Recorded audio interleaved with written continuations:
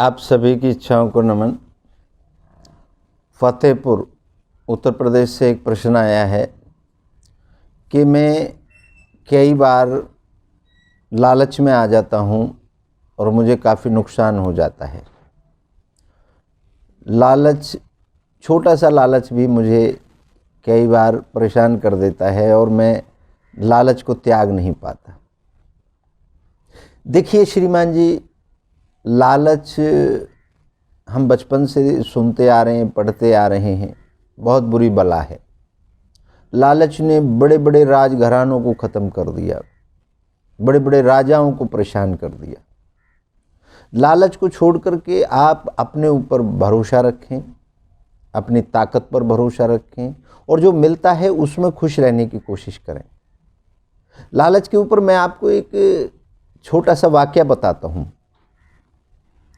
एक बूढ़ा आदमी था जिसके सर पे एक गठरी थी। उसे एक बहुत हष्ट-पुष्ट नौजवान दिखा और उससे बोला कि बेटा, ये गठरी फलां जगह तक ले चलो, मैं आपको, इसमें तांबे के सिक्के हैं, मैं आपको 5 सिक्के दे दूंगा। बहुत हष्ट-पुष्ट, बहुत खूबसूरत नौजवान था। उसने वो गठरी उठाई और वो शहर चलने लगा। तो नौजवान था, बुज़ुर्ग बूढ़ा आदमी था, तो उसने बोला, जी बाबा जी, मैं उस जगह पर आपको मिल जाऊंगा और आप आराम से आ जाना। तो वह नौजवान वहाँ पहुँच गया। बुज़ुर्ग धीरे धीरे वहाँ पहुँचा तो वह नौजवान वहीं पर उस बूढ़े व्यक्ति को मिला। उस बूढ़े व्यक्ति ने उसे 5 तांबे के सिक्के दे दिए। अब उस बूढ़े व्यक्ति ने के पास एक और गठरी थी। उसने कहा, बेटा, इसमें चांदी के सिक्के हैं और मैं आपको 5 चांदी के सिक्के दूंगा, आप इसको वहाँ तक लेके चलें। तो वह नौजवान फिर खुश हो गया। उसने गठरी सर पे रखी और फिर उस जगह पर पहुँच गया। बुज़ुर्ग धीरे धीरे फिर वहाँ पहुँचा तो नौजवान वहीं खड़ा था। उसको 5 चांदी के सिक्के दे दिए। फिर बुज़ुर्ग के पास एक और छोटी गठरी थी और पहाड़ के ऊपर चढ़ना था।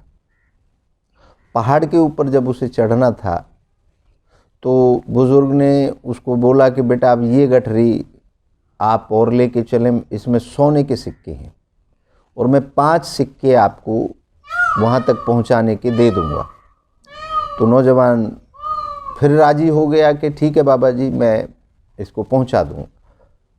बुज़ुर्ग फिर धीरे धीरे पीछे से चलने लगा। अब नौजवान के दिमाग में लालच शुरू हो गई। बुज़ुर्ग काफ़ी पीछे रह गया था। नौजवान ने सोचा कि मैं 5 सिक्कों के चक्कर में ना पड़ के, इस पूरी गठरी सोने के सिक्कों से भरी हुई है, क्यों ना इसको लेके फ़रार हो जाऊं। और वह नौजवान वहाँ से उस गठरी को लेके भाग गया, भागता रहा। जब कहीं दूर जा कर के उस नौजवान ने उस गठरी को खोला तो उस गठरी के अंदर एक पर्ची थी। उस पर्ची में लिखा था कि मैं इस देश का राजा हूँ और मैं एक ईमानदार सेनापति ढूंढ रहा था। और जो उसमें सिक्के थे वो भी सोने के थे, लेकिन उसमें नीचे लिखा था कि हमारे सैनिक निरंतर तेरा पीछा कर रहे हैं, तू भाग नहीं पाएगा और तुमने एक अच्छा मौका खो दिया, तुम हमारे देश के सेनापति बन सकते थे। अब वह नौजवान अपने माथे को पीटने लगा और सोचने लगा, काश मेरे मन में लालच ना आया होता और मैं आज सेनापति बन गया होता। तो सेनापति बन गया होता अगर लालच ना आया होता। और उतनी देर में वहाँ पर सैनिक पहुँच गए और सैनिकों ने उसे गिरफ्तार कर लिया। तो श्रीमान जी, इस कहानी के माध्यम से आप यह समझ सकते हैं कि लालच कितनी खराब है। आप छोटी छोटी चीज़ों पर लालच करते हैं और बड़ी चीज़ें छोड़ देते हैं। लालची आदमी छोटे से लालच में अपनी सारी शक्ति लगा देता है। जबकि आप बहुत बड़ा कर सकते हो। उस छोटे लालच को त्याग करके आप बहुत ही बड़ा काम कर सकते हो, ऐसा मैं आपको कहता हूँ। सोच करके देखें, समझ करके देखें, पड़ताल करके देखें अपने पास्ट की। जब भी आपने लालच किया है, उस लालच के बाद आपको एक तो गिल्टी हुई है अपने अंदर, दूसरा आपने और एक सुनहरा मौका खो दिया, क्योंकि उस लालच से जो भी आपको प्राप्त हुआ आप उसको यूज करने में लग गए।